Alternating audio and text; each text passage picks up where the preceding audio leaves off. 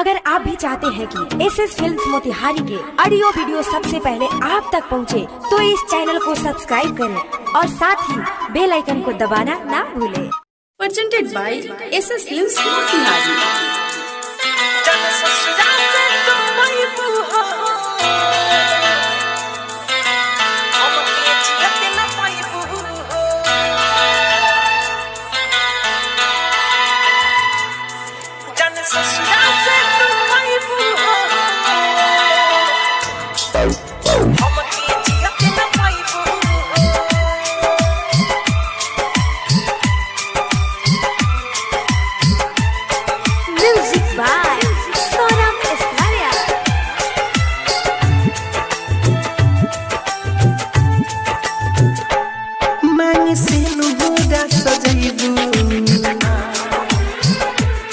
घरे पिया हवा के जइबू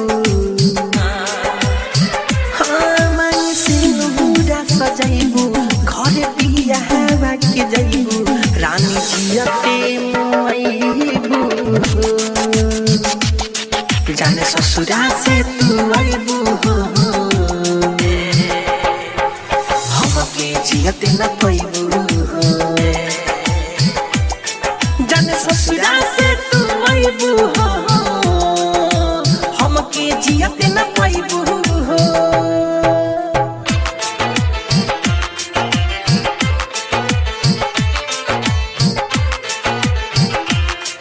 जाने ससुरा से तू आइबू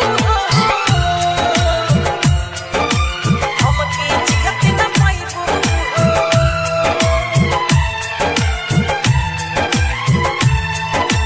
पल भर में बचपन के साथ छूटल हंसत खेलत दुनिया हमारा लूटल कैले रहलू झूठो कसम वादा समझ न पवनी तोहरो हम इरादा प्यार तू ही तो सिखवलू हमारा जिंदगी में आइलू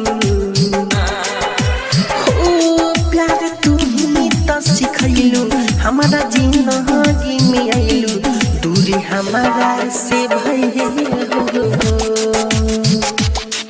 जाने ससुरा से तू आइबू हमके जियते न पाइबू जाने ससुरा से तू आइबू हमके जियते न पाइबू हमके जियते न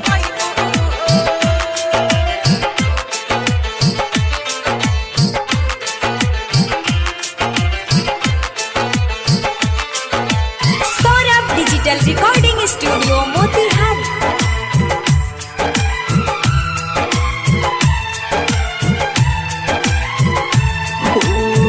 के जानू हमसे बेवफाई दूसरा संगे कइलू तू सहगाई राइटर अजित कैसे जी पाई जान हो सौरभेश्वरियानु जहर पीही मिठू मारह सलो रोई जब विदाई तुहारे हुई मिठू मारह सलो रोई जब विदाई तुहारे हुई रानी ठीक नहीं कैलू